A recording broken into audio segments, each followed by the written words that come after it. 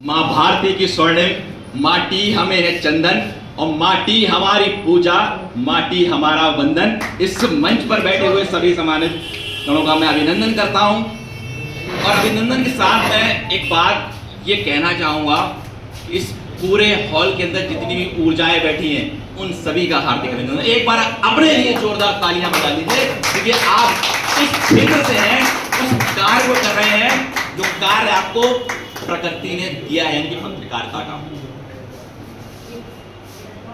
हम लोग बात करते हैं एनर्जी साइंस की, ऊर्जा विज्ञान की। ये देश ही नहीं, पूरी दुनिया, पूरी पृथ्वी ऊर्जाओं पर वाइब्रेट हो रही है, लेकिन हम लोग उस पर ध्यान नहीं दे पाते हैं। हमारा मन नाना प्रकार के विचारों से भरा हुआ है। सुबह जब हम उठते हैं और रात सोते हैं, ना जाने कितने विचार हमारे मस्तिष्क से होते हुए गुजर जाते हैं। जैसे अभी कृष्णराज जी ने कहा कि एक पत्रकार जब एक विचार को लिखना शुरू करता है अपनी कलम के माध्यम से, तो ना जाने कितने असंख्य विचार आने लगते हैं, लेकिन उसके पीछे का विज्ञान क्या है, उसके पीछे के चलने वाली ऊर्जा का सार क्या है।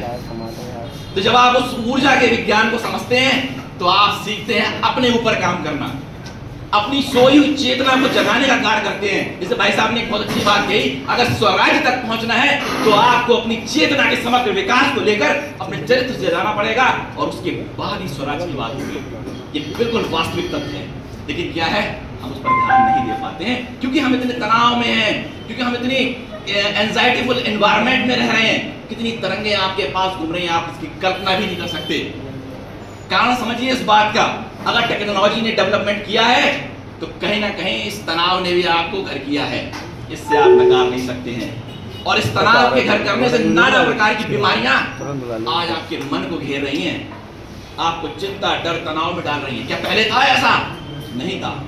हमारे मंच पर इतने सम्मानित लोग बैठे हैं, इतने बुजुर्ग लोग बैठे हैं, अगर मैं इनसे प्रश्न करूं क्या टेक्नोलॉजी डेवलपमेंट से पहले था कभी ऐसा? नहीं था। जो जीवन आप लोग जी रहे थे या हम लोग जी रहे हैं, क्यों नहीं है? क्योंकि हम लोग सब ऊर्जाओं पर ही मिले हुए हैं। आप किसी भी व्यक्ति से मिलते हैं, उससे बाद में मिलते हैं, उसकी ऊर्जा से पहले मिल लेते हैं, भले ही आपको इस बारे में पता हो या ना पता हो, इसका कोई अर्थ नहीं। तो जिस दिन और जिस पल आपको इस बात का एहसास हो जाता है कि आपकी ऊर्जाएं आपके लिए काम कर रही हैं, आपके पक्ष में काम कर रही हैं, आपके विरोध में काम कर रही हैं, बस थोड़ी सी जरूरत है आपको ध्यान देने की। मेरे साथियों, मेरे मित्रों, आज दिन है 15 अगस्त का। जरूरी नहीं है आज 15 अगस्त तो हम इसको सेलिब्रेट करें। हमारा हर दिन भारत भूमि के लिए समर्पित होना चाहिए, संकल्पित होना चाहिए। हर दिन 15 अगस्त है, हर दिन 26 जनवरी है, मत भूलिए इस बात को।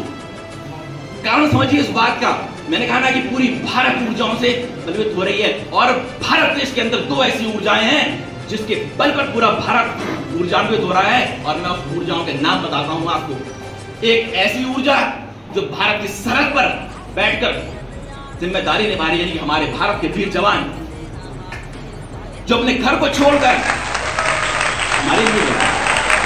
और दूसरी ऊर्जा है उस अन्नदाता की, यानी उस किसान की जो भूमि पर अन्न को रोपित कर रहा है और जिस अन्न को हम ग्रहण कर रहे हैं। हमें लाखों शुक्रिया अदा करना चाहिए इस दो ऊर्जाओं के लिए। कितने आराम से हम लोग बैठे हैं अपने शहर के अंदर, कितने आराम से हम लोग काम कर रहे हैं, लेकिन जो तनाव आपने पकड़ा है ना अंदर, ऐसे हाथ करिए, सब लोग हाथ करिए एक साथ और ऐसे मुट्ठी बना लीजिए कस के, और कस के। मुकेश जी आप भी कस के मुट्ठी बना लीजिए और टाइट और छोड़ दीजिए। बताइए क्या चीज सरल थी? छोड़ना।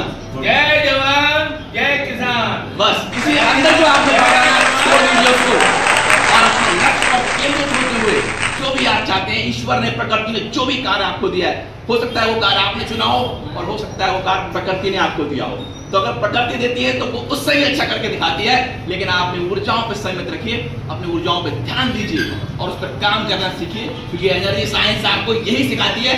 अपने लिए तो आप काम करते आ रहे हैं, अपने ऊपर काम करने का समय आ गया है। इसी के साथ अपने शब्दों को विराम दूंगा। जय हिंद, जय भारत।